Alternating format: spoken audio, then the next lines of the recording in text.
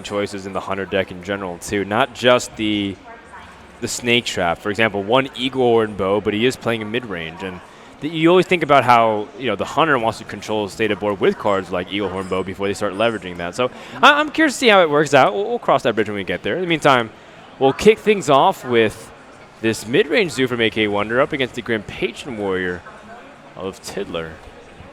So Tiddler is looking for card draw. He has Acolyte of Pain and weapons, obviously, as well, because this is an aggro deck, that mid-range Warlock, so you want to be able to deal with the minions efficiently with those weapons, but also draw the cards to be able to play more quality cards. You still consider this an aggro deck? You think so? The Warlock? Yeah. Yeah, I would say it's an aggro deck. It's like really heavily like tempo-based and wants to end the game fairly early. Sometimes you can outlast a deck such as Druid with your hero power and maybe like forget them to force them into healing with lures and things like that. But normally, if the game goes hyper late, then the Warlock is not in a good position.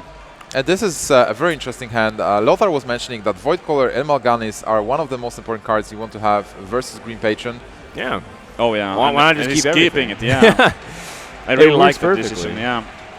So the thing is that there's no silence, so the Voidcaller will. Oh my! What a pickup there. Wow, perfect. Turn 1 Flaming. If it goes unanswered, if there's no Fiery War Axe, it's gonna add up to 9, maybe 12 damage.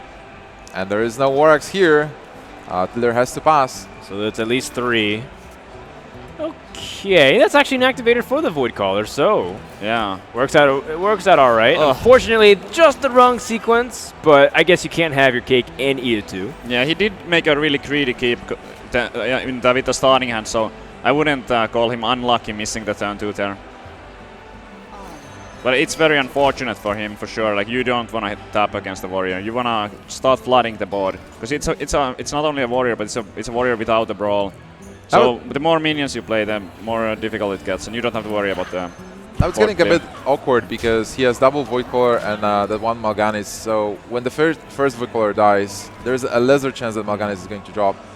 I wouldn't call that a problem necessarily, but he just needs to like not get the Void Terror from the Voidcaller, because that means that he's gonna have to soak up 4 damage on both of the Voidcallers, and the value on the 4 mana minion, 4 mana 3/4 and a 3/4 and a 9/7. I call that a pretty good thing to have.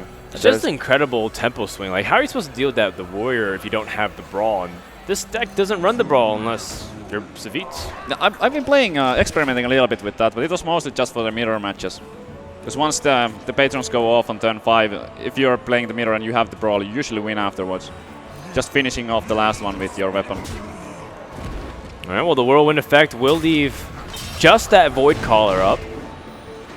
And what card will he draw? He'd like to pick up Execute for the inevitable threat that comes off this Voidcaller, but there are a couple of cards that are pretty weak off this Voidcaller, like the Void Walker. Yeah, but he's not going to be able to pop that. He will be able to get it out of his hand here first, so that's good for him. Oh, there is an Urban Egg as well. Wow. There's quite a few ways to do this. Yeah, so you want to play that Void Walker so that way you avoid just the 1 mana minion being played. I would imagine that he has to play the Void Walker just to get it out of his hand. But then what do you do afterwards? I wouldn't blame him for maybe playing the Juggler and Nerubian Egg in addition to that. Can you risk the Voidter? It's like if you attack with the Void Walker into, let's say, Acolyte of Pain because you want to stop the draws, you play Nerubian Egg and you play Voidter, and this way you set up a 4/4 and you set up a big Voidter, and you have a chance to get either Void Walker, Mal'Ganis, or the Voidcaller.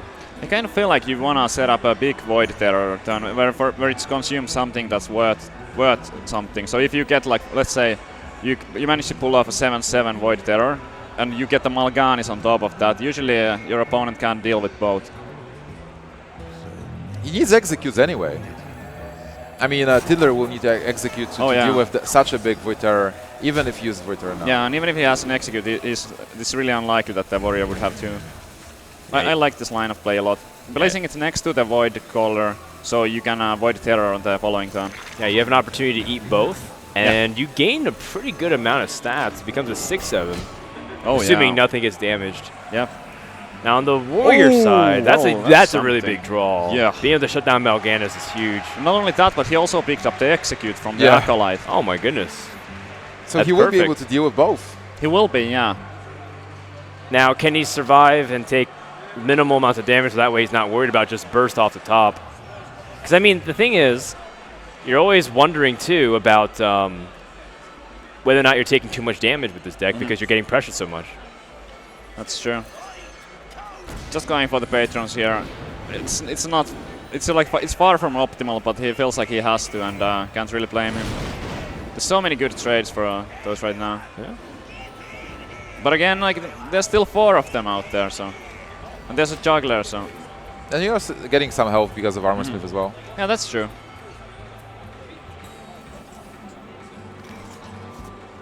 All right. Oh, so that's a great pickup. He gonna kill all of the patrons now. Yeah. Just with trading what's on the board. if he wants to. Wait.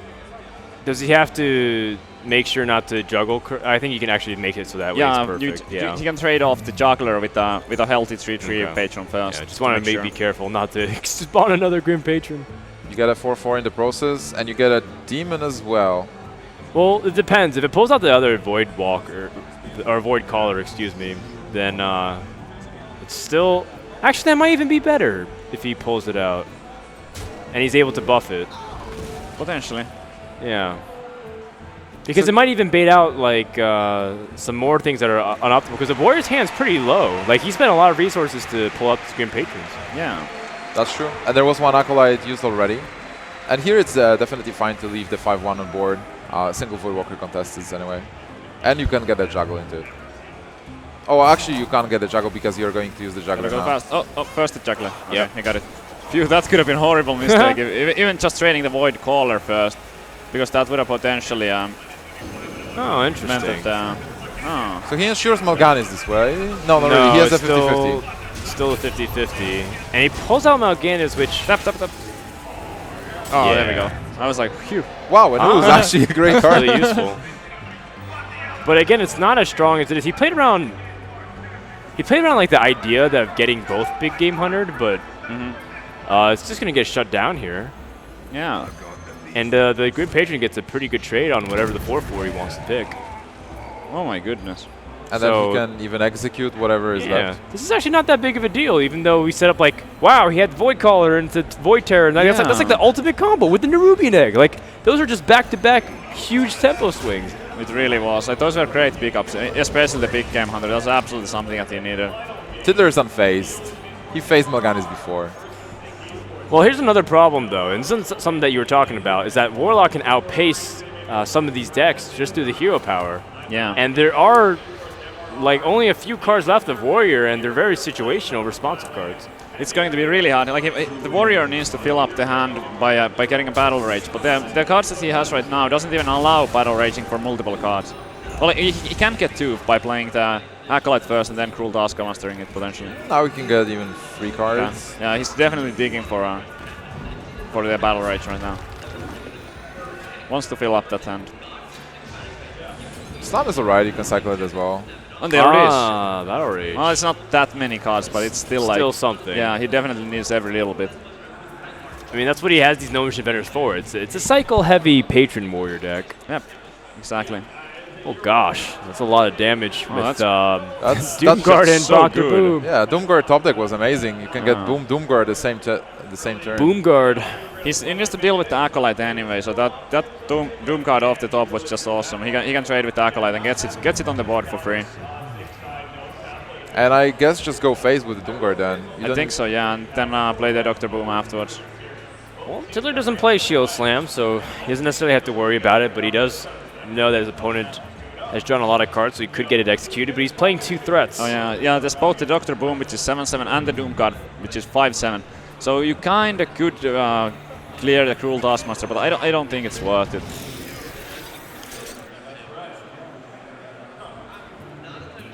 Well, there's, I guess, no other choice. You have to attack into the 5/1. I think so, yeah. What can he be thinking about? Not entirely sure. Getting the easy trade on the Cruel Taskmaster, perhaps? And then the Acolyte is really gonna sting. And Yeah. you want the Doomguard on the board. It's not getting any better than this for getting the Doomguard. Yeah, it is unusual if he chooses to go for that instead. Yeah, that's just too good to pass up. Maybe he was just thinking if he wants to go into the 2/2 or phase. Yeah, definitely something to consider. Right. So here you have, like, Slam can enable the execute, and then you can set up Deathbite to help clear the following turn. And you do have Shield Block to gain back some life. I mean, this is starting to shape up to be a much better hand. Yeah, it's getting really interesting. Yeah. Is Tiddler running double BGH? No, he only had one. Yeah, that's a bit surprising to me that he chose to slam that instead of the Dr. Boom. I don't think it has much of a consequence, does it? So he wants to save the execute, I guess. Oh, he's going to execute Dr. Boom, and then you set up Deathbite now, so then he attacks into Doomguard the next turn. He like hits phase. Pretty good. Yeah. He has to be a little bit scared of a potential defender of Hearthstone. Yeah, that's true. If he's scared about the ooze, he might have attacked into Doomguard as Oh yeah, oh, that's right. The ooze. But then he would take 10 points of damage, so ooze is going to destroy it. Yeah. Oh my gosh, wow. that could be lethal. That could be. I think it's likely to be. If he had the power of almost both of the eggs, for example. I mean, not the eggs, I mean the bombs. There would have been 15 immediately, and I guess he can counter it. Yeah, this makes more sense, because now he can count it up first. Yeah, if it's hits for full damage to 8 damage, that's it. And that's exactly enough. Yeah, that's exactly it. 8 from hand and 5 on board. Wow. That's it. That lethal. So AKAWonder is going to take him number 1 versus Tiddler. Wow. Well played. I mean, that deck is just in general so explosive. And it curved decently well, too. We can't, deny the fact that he got turn 1 Flame Imp, and that did 9 damage like you predicted, Savitz. And then having, like, the Knife Juggler and Imp Gang Boss being able to do a lot of stuff. So, overall, really good job here from Wonder, but kind of have to admit that the top of the deck was very nice to him. Yeah, and he kept the correct hand as well. That Morganis with Void Yeah, Core. it was really greedy keep. I don't think many people would do it, but it makes a lot of sense to keep that, knowing that your opponent doesn't have any silences for their Void Color. All right, Hunter versus Warlock. Tiddler switches gears. And the Hunter, how does it relate here? I mean, I'm always really scared about cards like Snake Trap nowadays with Zoo and Imp Gang Boss out. Yeah. I think Hunter has an edge. Hunter definitely has an edge. Yeah. But sometimes it's doable. Like if you get the right draws. That's kind of always the case, but if you can curve out nicely, for example, as the Warlock, it's a very it's not quirky that deck, one-sided. It's a very quirky deck because it doesn't have web spinners. It has abusive sergeants and leopard gnomes. It's only got 2 weapons total. Wow, really? Yeah, it's only got 1 Glaive Zuko, 1 Eagle Horn Bow. And that's pretty surprising, actually. Yeah, and it's got 1 Unleash and 1 Sludge build. Okay, this is actually a very interesting build. It's like half hybrid, half mid-range. Seems like wow. I don't even know how to explain it anymore. Yeah, it is. Yeah. And that's the only Eagle Horn Bow in his deck, and that's just a very good draw, just in general. Yeah, especially because he has Mad Scientist as well. Yeah. Oh yeah. Very good hand for AKAWonder. Savitz, what do you think about Tiddler's hand? It was a bit unfortunate that he picked up the Void Collar on turn 2 instead of turn 1. It would have helped him a lot, but it could be a lot worse. I think like a Juggler here is quite good. What would you attack though? We've seen this before. A Juggler being played and Haunted Creeper attack. That's 2 knives hitting face, not doing anything. Okay, that works too.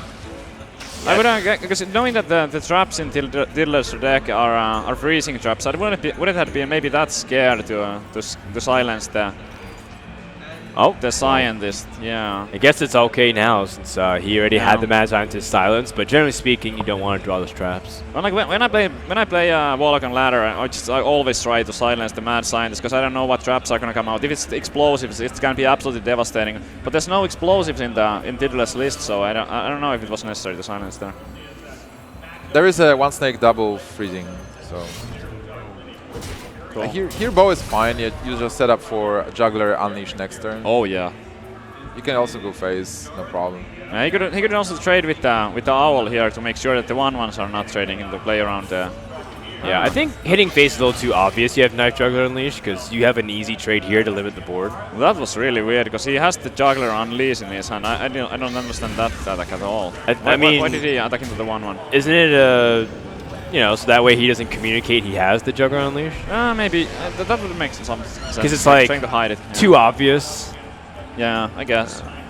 This is so weak to the Oh. freezing trap, but this is another one. But the actual freezing trap is actually good here. This is kind of like an Illidan board.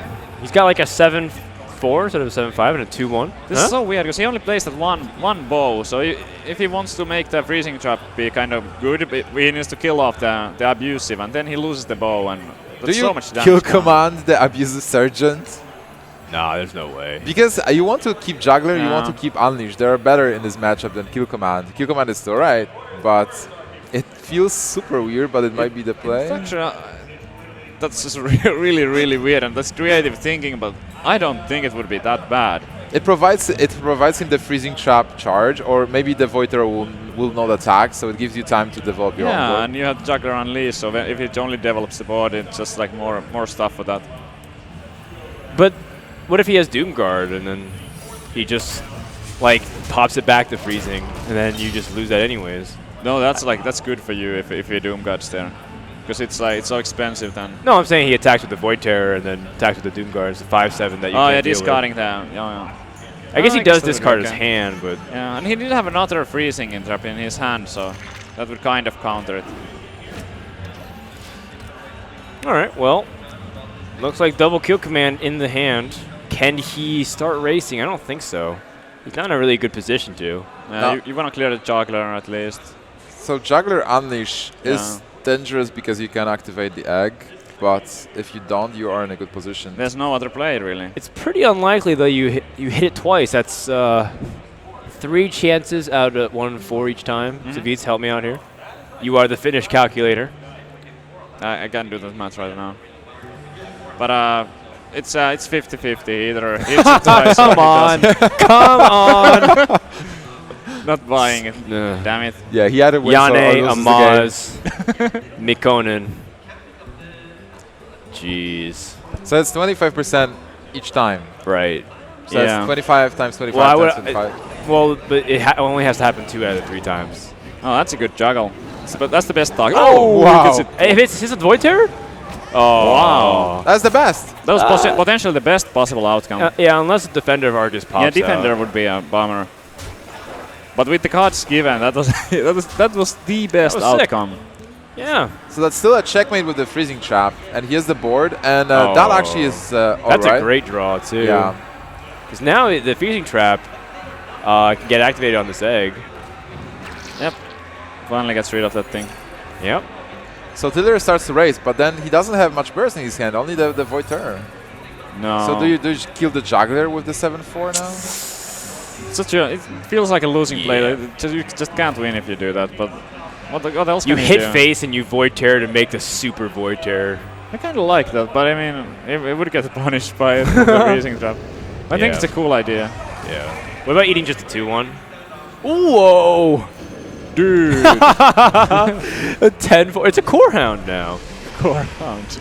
Actually, this is an uprooted Core Hound Ancient Terror. of War. There is a quick shot. That's a lot of burn.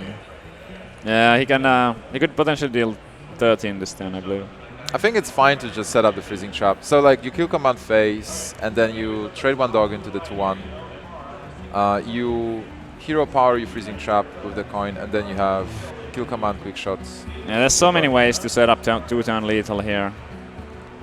I would imagine that he's gonna play the freezing and do some stuff on the face. Maybe something like a quick shot and hero power. Yeah. That's that would be 5 to face and. You can still, Three more you from the can even dogs. coin out. Like you can kill command, freezing, and then coin hero power. Yeah. And then you have quick shot as your last card, most likely, if you pick up a cheap one, and then you can use it to cycle. That's pretty good too. Yeah.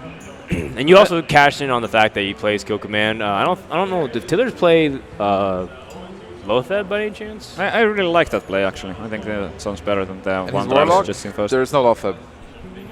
Is it possible to get Mal'Ganis? No. No, well, Because he this- only has 7 mana. If he gets Power Overwhelming and taps into Mal'Ganis, Oh, you're right. then he will have Wow. exactly 5 mana. All face! Double kill command? What? Wow. Okay. I mean, it's still 5 Still health work out. remaining. Now he has to attack with the dog. Yeah. Yeah. I mean, he still has quick shot. There's no healing in this deck. He just figures out that there's no way the Warlock can deal 10 damage here, and he's right. Yeah. But still pretty like. Tiddler draws I don't know another if quick that's shot. necessary. Flame Imp is really sad. Implosion not doing much. So AKAWonder is going to take game number 2 as well. Yep. Yeah. Impressive stuff. And now he will be left with the Paladin, and he just needs to win 1 game. Paladin has, it has overcome the Patron Warrior, which is unlikely. It definitely could take out a Druid. And against the Warlock, it's okay. It can for sure. I mean, you can always get those early tempo plays. The deck cards are a bit off. Like he has a Harrison Jones, which doesn't do anything against the Warlock, but he does have a fighting chance against all of those decks for sure. I feel like I've seen this list too, like with the Blessing of Kings and the Azure Drake. I think it got the first place legend at some point, or second place legend. Yeah, in Europe. it got really high legend one season. I don't think it was the last season where Jab finished #1, but it was the season before that. There was a Reddit thread, and also recently in the Geico tournament and the European finals, we had those lists played by players. It's such a cool card as well. Which one? Blessing of Kings. Blessing of Kings. Yeah. With the way it works with the hero power, is if you master on turn 3 just hero power and something sticks, you're gonna get a 5/5 with charge. Yeah, I've always wondered why it wasn't played more, especially considering Muster for Battle was such a big impact. I think silence effects were a bit more popular at some stage than they are right now, so that might have been a factor. That's right. People actually cut Iron Begaul from Handlock. They have like 1 instead of 2. Handlock is one of those decks that still does run the silences, but some other decks might not. So this looks like a very good hand for Tiddler. Both weapons to deal with whatever is being played, and Acolyte of Pain. Yeah, it's really, really good. The weapons are how you deal with just anything early on with the Grim Patron, because you can sort of see it as the same as card advantage or card draw, because you can deal with 2 threats usually early on. The only thing that is a problem, though, is that shield mini-bot. If you can grab that early. What does Warrior do against a mini-bot? Hits it twice with Fire Warriors. Yeah, just strike it twice. I guess you hope he doesn't have an answer for like Acolyte, but then AKAWonder got like very good first turn, and he has Master as well. Oh wow, this means this is an amazing hand because he was missing the 2-drop. I gotta say, man, AKAWonder's doing a combination of pretty good plays, and he's also drawing very well off the top of his deck. If he wants to keep that up, he still needs to pick up the Pilot Destroyer though, because he doesn't have a good turn 4 unless there's something to kill with the True Silver. The weapon is not terrible. Yeah, it's not too bad. Light Justice. Tiddler, does he run Harrison in the Warrior? Tiddler does not. No. Is a streamlined. Not everyone's like you, so you're too far ahead of the meta. So it's actually safe to play the True Silver and not attack if he needs to. Do you use the muster on the left or the right? I'm personally a right muster, you know. Like, I just got another card I play off the top of my deck that's perfect for the curve. Just kind of annoy him a little bit. It's good for the mind games. There is no Whirlwind effect for now, by the way, for Tiddler, so he's going to take some damage from those small minions. Oh yeah. Yeah, but I mean, this is where the True Silver is actually very useful, considering that if he had Pilot Shredder, then this Acolyte gets guaranteed 2 draws. Pretty good. All right. Not bad at all. Although the Death Bite here is pretty clutch. It's super clutch, in fact. Because he has a second Acolyte, and he's got Battle Rage, and that can set up a really powerful swing where he's clearing the board, he's drawing a lot of cards, and he sets up for Emperor Thor's in a couple turns. There's a lot of nice tools for Tiddler right now. Yeah. But it's a race. So now the question is, can AKAWonder kill Tiddler before he gets all the combo pieces and is able to burst him? Yep. That's a tough question. Now, Lotheb is on curve, but it does die to the Death Spite. Minibot is more resilient to it. It feels pretty bad to play the load up here, but it might still be the right call. If you want to deny the coin, if you feel like Torison is going to be played next turn, you might play the Lotheb. If you feel like, oh, you're right. Shielded Minibot is kind of protected against that thing, so maybe it you can does. just drop that. It does because it survives as 2-1. You can answer Sludge Belcher or Thorson. Oh wait, there's no Sludge Belcher in Tiddler's deck, excuse me. But yeah, you can pretty much answer whatever comes out as long as the mini-bot sticks. You have 6 damage. Yep. I think you're also worried about the turn 5 play with Grim Patrons, right? With Grim Patron, Inner Rage, Whirlwind. Lotheb does stop that, so that no Inner Rage will be possible in combination with the Patrons. That's also something to consider. Usually, you don't mind it all that much when when you're loaded dice to Death Spite. Death Spite is the most important card in the Warrior Patron deck, in my opinion. Yeah. So just seeing that getting played is kind of a good thing in some ways. Well, he's got 2 Battle Rages, so there's not going to be an end. Oh, wow, that's pretty funny. Just a tiny bit late. Yeah, after the weapons get spent. It might still get useful at some point because AKAWonder is running out of steam. Well, I mean, he's got a refill on the board here, but the question becomes, when this Emperor Thorzen drops, will he be able to keep up with the board if Grim Patrons start coming out? I don't think so. It looks like a bad case for AKAWonder. Yeah. Because if he picks up the Warsong Command... Oh, he does have a Warsong Command. It's on the far left. He's got like everything he needs at this point. That's a snap call Thorzen at this point. And then you win next turn. Yeah. And he even has a coin for next turn. That hand is insane. There's like everything. Well, there's no Can he die? Wait, can he die if he picks up Quartermaster? No, I don't think so. No. It's 5-6 points left now. 9, 11, 12. It'd be 12 out of 16 health, so... Yeah, no way to do it even with combination no with something else. Sludge Belcher, Can't stop the patrons at least. Or maybe even not, because there is an inner age execute. In earlier day, you want to trade away his Divine Shield, even though normally you try to protect it, because it spawns yet another patron. And he's willingly cashing in all of these 1/1s, at least so that way he doesn't have to take 5 damage necessarily. Yeah, it's really good to trade those off just before the everyone gets hit here turn happens and your every 1/1 gets every 1/1. But it's about to get real crowded here. Yeah, even get rid of the Belcher easily. Yeah, he can Inner Rage first, trade into it, use the 3/3 to kill off the 1/2 slime. Oh my goodness. This is going nuts. You can even coin the Battle Rage afterwards. That's true. Oh, you're right. That's actually a bit weird, I think. Using it on the same one again. Why did he do that? Why didn't he... Because I think he wants to maximize the amount of patrons damaged, right? Okay. Full board? Yeah, because he doesn't want a 3/1 here. He didn't want a 3/1 on the far left Grim Patron. Right. Yeah. And he's going to be able to draw 4 cards. Oh my goodness, this hand is Celestial. That seems real fair. You know, I'm pretty sure Brian Gilbert wrote an article exactly about this moment. Just now. I think this is definitely the moment where you can see Consecration might clear almost everything. Yeah, I guess the nice thing is that he can't spawn more patrons. So do you play Tempo Alder or Tempo Harrison here? Tempo Harrison. I think you definitely concede. And try next time. 15, 19. Yeah, there's 19 damage on board. You can make it 17. You don't want to show any more cards. Right. You don't want to remind Tiddler what's in your deck. It's okay, AKAWonder. You tried. You tried. He's still up 2-1 after this. Well, so not too bad. It is the only deck, too, in Tiddler's lineup that Harrison Jones is effective. So yeah, that's I guess he did his best, but he's got 2 other chances here. I think it was the worst matchup anyway. Probably, yeah. Oh, by a big margin. I mean, this is why Paladin even fell off in the first place. People were thinking about, what happened to Paladin? Wasn't it good after GVG? Well, a lot had to do with Blackrock Mountain phasing it out. Yeah, those 1/1s are not so good against Grim Patrons. Nothing better than or Whirlwind Effects, or because the more 1/1s that build up, which is what Paladin wants to do, the more damage Frothing gets, or the way you get damage on the Acolyte and make them draw cards. It just doesn't work well. All right, guys, game number 4. We will have Demon Warlock from Tiddler versus a Paladin.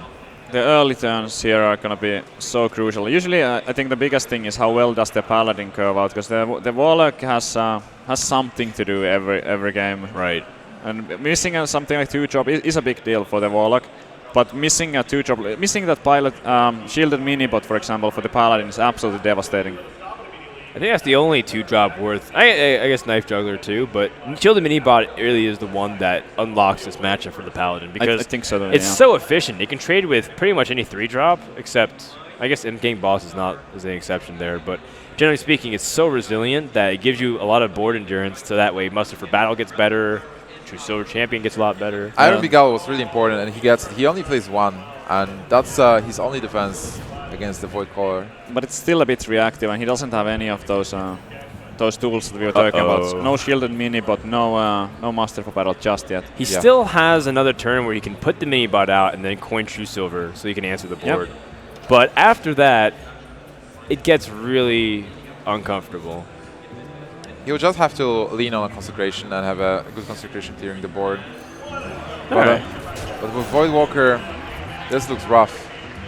I mean, it's not the biggest threat to the Paladin, but this is not looking that good. Those deck cards are really off for this matchup right now. Yeah, well, we just even mentioned Harrison. Not going to be that useful. No. All right, well, Gang Boss coming down here. You don't even have to acknowledge that 1-1 because if he keeps it. Oh, okay. All right. That's pretty interesting. Yeah, I was thinking if he leaves the 1-1, it'll at worst run into the Voidwalker. I guess he doesn't want to get consecrated. Yeah, he plays around Consecration. But he has Gang Boss. Yeah, I think Gang Boss kind of already protects him from that Consecration. So I would lean towards using the Voidwalker here instead of that Flame, just to get those extra points of damage in. He was playing around double Consecration, maybe. Maybe. No.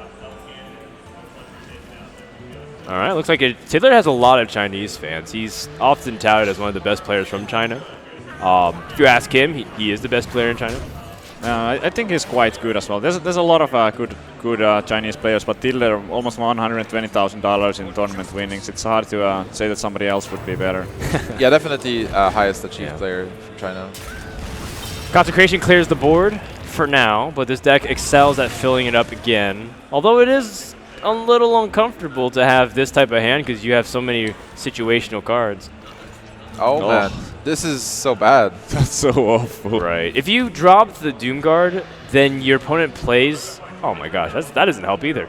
He plays the other Peacekeeper, and then you have a 1/7. It's not like that an great. abusive turn pass. Yeah. Wow. Suddenly it's looking quite alright for the Paladin. Just because of how poor and how all those situational cards did not just fit the situation of an empty board. I mean, when your opponent effectively passes his turn 5, that gives you an opportunity to really set up, and now he takes a huge board advantage because of the missed tempo. I think that was also a huge read, because if Zoo is not able to play minions, it means that he has a lot of reactive spells. That's his only Big Owl, right?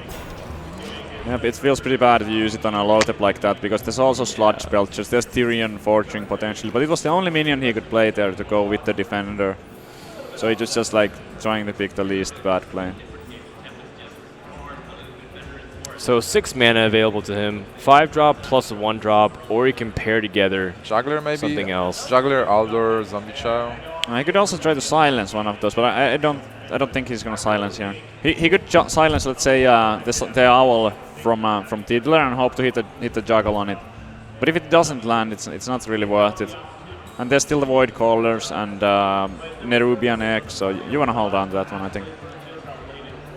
I think he should really take the opportunity to try to develop a really strong board, though. The thing about something like Knife Juggler is that it's so susceptible to implosion. Or, he's holding cards that he didn't play. He tapped on turn 5. Like, what is he holding? Spells. It has to be, spells or... Mal'Ganis. Really expensive cards. Yeah. So I think the Azure Drake here is very reasonable. Yeah, I think so. The more I think about it, I like this play. Because this allows you to keep the Alder. With the Juggler plays, you would kind of had to play the Alder and the Zombie Chow. And with the Alder gone, the 7/7 Doctor Boom would be just going crazy. He also got Master, so keeping Juggler was a very good decision there. How much damage is that? Oh my goodness. He had 11 damage in his hand. Yeah, it's very clear that he can also... Well, I thought he was going to start pushing a little bit. I would really love to see him push because of the explosive hand that he has. Yeah, these boom bots, they hit face, and if something sticks, if something gets to stick at all, I mean, he doesn't have Big Game Hunter. He's got out the Peacekeeper, and that's going to be another body for the Power of Overwhelming to stick on. Oh, yeah. Before the Doomguard drops. So, as much as Paladin looks like he's stabilized, it has to be an opportunity for you to survive by playing Healbot or something else. Absolutely. Well, here you can go with Aldor definitely, and I guess Pilot Shredder is the best one to pair. Right, but because he wants to play the Aldor Peacekeeper, and he can't remove he has to play Dr. the Bomb. I know, he has to, otherwise minimize damage. The Power of Overwhelming is going to be relevant. Yeah. And he can't play that plus the Healbot. Oh, yeah. man. So like if he attacks with Zombie Chow into the 3-2, then attacks into the bomb with a 4-4, then Aldor, Shredder. That's 2 damage on board. Plus you said 11. 11 so in hand. so that's 14. And it will depend where the bomb lands, obviously. Yeah, those boom bots are gonna be huge. Is there any other way though? Oh, that I like it, kind Yeah, I of. like it as well. Bots kills a Drake. Well, didn't go on phase, so that's good for him.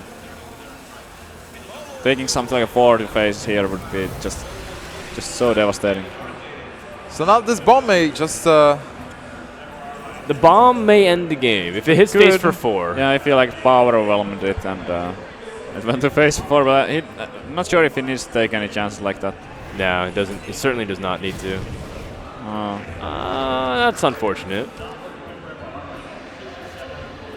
Okay. So choose to play the egg so that way he can continue to keep this 3-card power combo. Wow. Oh, That's kind of hilarious, guys. Yeah. He thought he had the ability to attack, but he forgot about the taunt. There's only a handful of taunts that even drop out, right? It's that plus the Noyatron and the Frostwolf Grunt, yeah, the Robo Cub. But it was a good decision not to attack, because if there will be like a 4-1 pirate on something with 1 health, he will kill it. So now there is a possibility to spawn the 4 for Nerubian. You have this ghoul. Can you do it in a way? Do you silence the egg? It's kind of interesting because if he silences the egg, then the unstable ghoul might end up working against him. Well, he's got that unstable ghoul muster for battle synergy. Yeah, like only seconded by sick Pyromancer combo, muster yeah. for battle for 1 damage. So what I'm thinking mostly is that you have to get rid of the egg, kind of. Yeah, I think so though. Like, it doesn't feel perfect, but it just like the master seems to be the obvious play here, and if you don't do it exactly like this, then the unstable ghoul will stick around. Here we go. These juggles are so important. If he manages to kill the Nerubian in particular, killing the Nerubian would be huge. He doesn't have that much space. He only has 2 more juggles after this.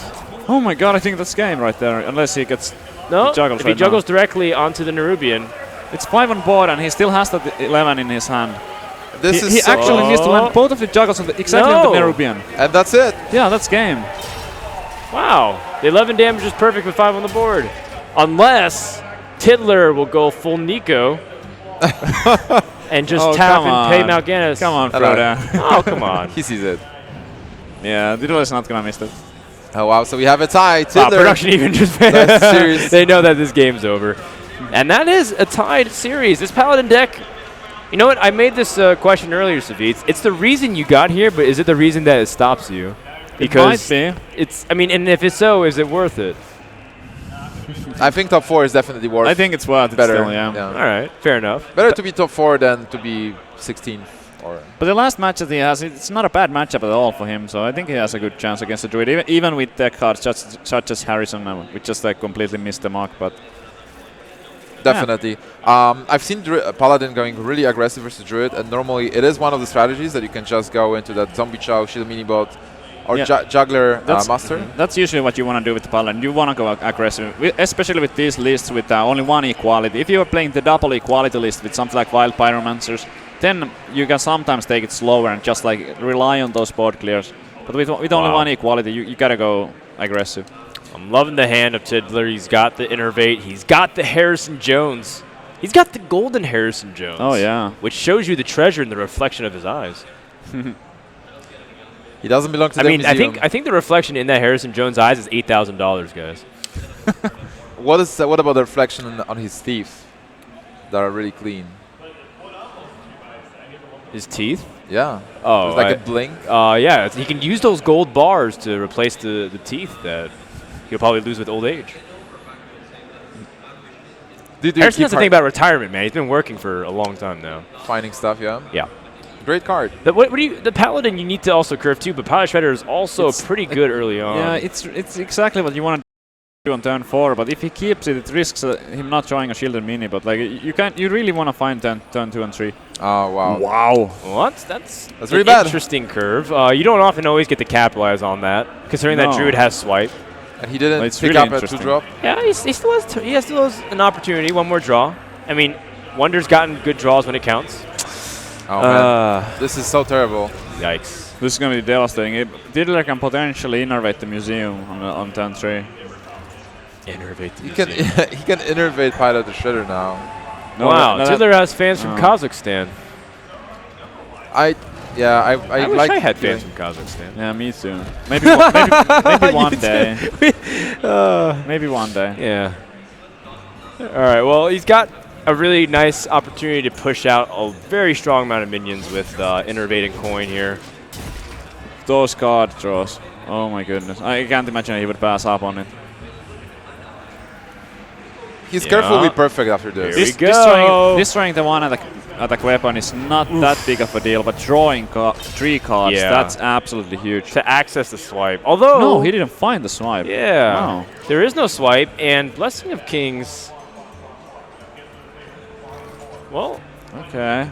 You might even consider equality.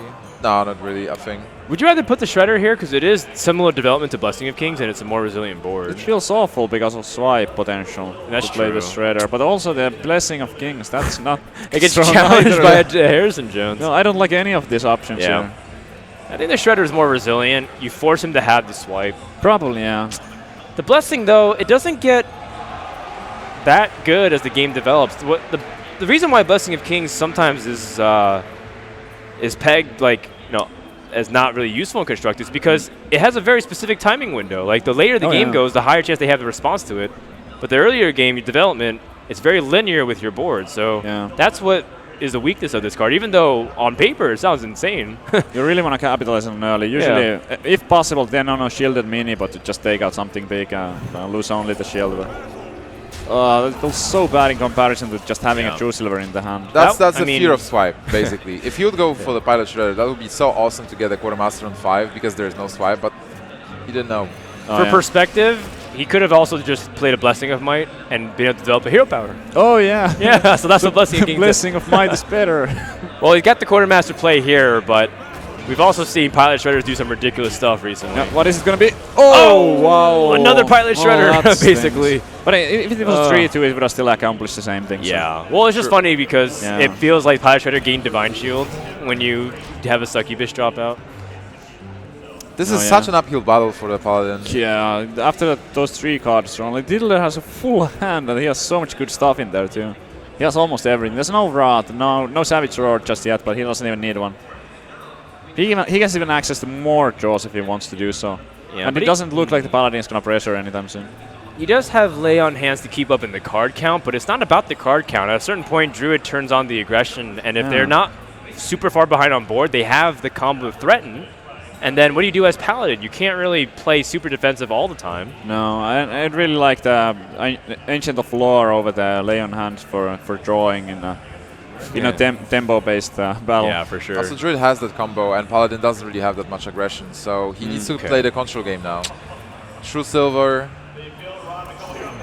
The thing about True Silver is that, again, it leaves you with a really weak board.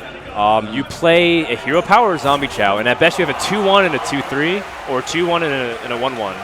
I feel like this is by far superior to the True Silver. The board is just non-existent if you do that. Yeah. But he doesn't have an answer to Sylvanas. And again, there's so many cards from Druid. Yeah. It's so scary.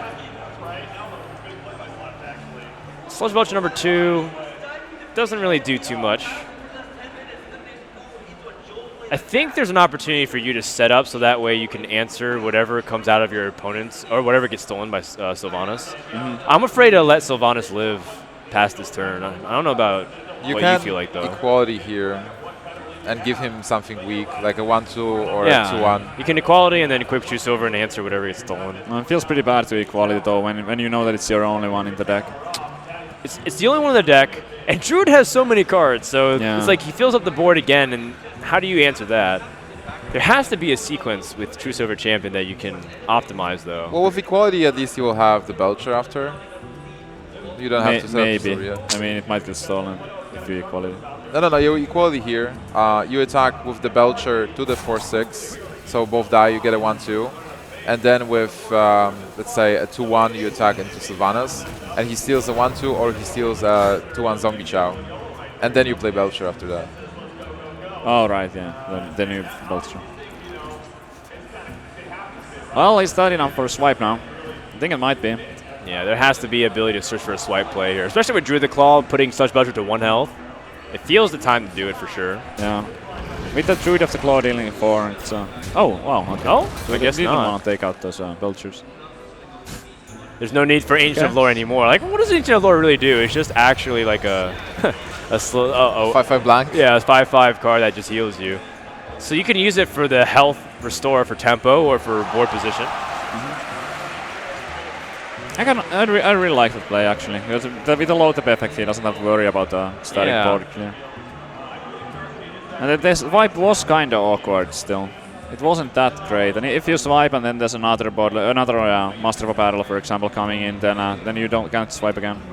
Doesn't have the second one in his hand just yet. Yeah. So he's got True Silver Champion. He's got the Pilot Shredder this turn. How does he equip that? How does he sequence this properly here? This is pretty terrifying. It is. Sylvanas. It's so scary because the Sylvanas. You might even opt to try and like trade it in and then just hopefully like trade in the Quartermaster so he doesn't actually steal it. And because if he takes the Quartermaster, then you have to. Oh, he can still answer it later next turn. But this turn, it's like if he steals a Quartermaster, there's so you're many so bad sad. outcomes. Yeah, there's so many bad outcomes. Don't you attack first? Face. I don't think the 2 to face is that relevant. So you kind of just want to save the Quartermaster to be able to kill whatever else is stolen. Oh no! Oh, no! it's It's still the the Belcher. Belcher. Yeah. I mean, he can kill it still. It's just you know he gives up a lot. It's not what the Belcher was challenging the Drew. That's what sucks. Okay. Well, it's good for AKAWonder that the game is still not over. He is just fighting with minions, and he'll be able to draw some cards with his hands, but he's definitely behind. So far behind. Tiddler with eight cards in his hand, while AKAWonder has 3. If this were an anime, I'm going to speak Nimsh language. If this were an anime, right now we'd be finding everything about AKAWonder's past, because you're about to realize he's going to die. It's like you start developing the character right before you know that the character's dead. So you start seeing AKAWonder talking about, I wish to be a great Hearthstone player one day. Oh, well, that is a big draw. Hold on. Card.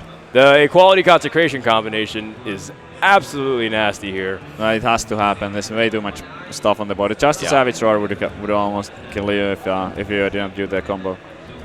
He drew it because it's an anime now. Right. Because of what? It's an anime now. So that's right. So you think he lost, but there's this one thing you forgot. I would definitely watch an anime based on Hearthstone.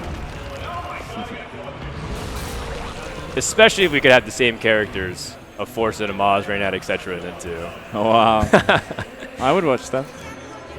I would. There's a cartoon about Temple Storm, did you know? I did. I had no involvement in that at all. Absolutely. It might sound like I'm involved, but I'm not. Sure. Yeah. We trained a very good voice actor to sound like me. 2 Force of Natures. I mean, that does help you clear the board here. And you should hypothetically be able to kill out whatever comes here, too. He really wants to see a 3-2 over a 2-3 here. Aww. Oh, the synergy with Lion Hands. Wow. Yeah. Talk about being able to get lucky off the Pilot Shredder. Oh, yeah. 1 Arcane Missile. Well, you know, now this is where the Ancient of Lore really starts to run away with it. Although... Do you actually heal? You might go for the boom. I mean, this is... You're still surviving combo damage. I think you're booming. Because the Lion Hand just seems like the board is going to get really awful afterwards. I don't know. It's actually a close call. There's the BGH, though. Yeah, there is. So it would end up horrible for him if he chose to go with the boom here. He will have the bombs, and the bombs can still be amazing. That's true. The bombs can do really big things. So I guess because you don't know if there is a BGH or not, you go with the boom and hero power. Druid in general is one of the best classes at dealing with Dr. Boom, assuming they can take the damage. Because Wrath and BGH and hero power is equal amounts of mana, and you even come out a card ahead. Children mini-bot could pick up there.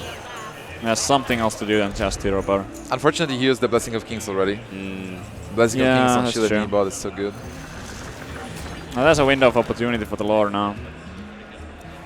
He still hasn't found a Sarah. No, they're still in there, but he does play 2, so it can't take too long for him to find one. I mean, if their cards number 29 and 30, Do you think Paladin can come back still? No, he's gonna get to the 29 and 30 quite soon.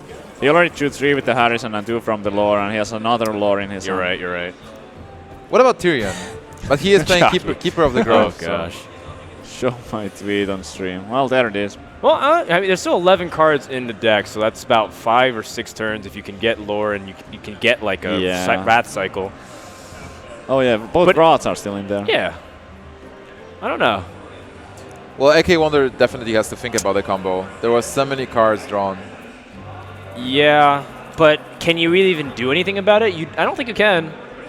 In fact, you can't stop it from happening next turn. No, but he would survive it still. Right? That's 27 points of damage right. from the combo. Yeah. His opponent used both Innervates too, so there's no Innervate double Savage Roar. And that's not a bad draw at all. No, that's decent. Yeah, Mini-Bot's pretty resilient too. Of course, Swipe here feels like it could be amazing. As long as it just pairs together correctly. Yeah, now certainly. I would imagine that he's swiping more. Yeah, Swipe is a full board clear, and... Oh, okay. He's going to go for Emperor Thorson. That's also fair. Yep. Keeps clearing. Sure, why not? Yeah, Tiddler has such an advantage. With Thorson, actually, is nice place starting from now, but he's so much ahead. Wonder has no way to deal with the Emperor in this situation. No, and with Druid benefiting off of that kind of tempo, now it can actually do everything. Because one of the challenges of Druid is to answer the board while developing their own. Yeah, that's true. And now they can because there's so much cheap cards. And I mean, I know a lot of people are sending their support to AKAWonder, but he really needs everybody's energy in order to win this game. And even then, it won't even matter, I think, because Druid is so far ahead. How does Paladin even kill Druid with that much health in the next 2 turns? I have no idea. Well, in 2 turns, not really, but if there is a Tyrion with an Ashbringer, but that Keeper of the Grove is going to silence it anyway. Yep. Yeah, and he's got Big Game Hunter. Oh, there's that. Oh, wow. Now he's going to get the effect off again this turn. So for next turn, he's actually going to have access to the double combo without even having an Innervate in his hand. That's actually 11 mana. But there is a Thorison on board, yeah. I mean, the Thorison, yeah, because of Thorison. So now it becomes, instead of 11, it becomes 8 mana. That should do it. He can even go with the Keeper on top of that. So that's 24 damage from his hand.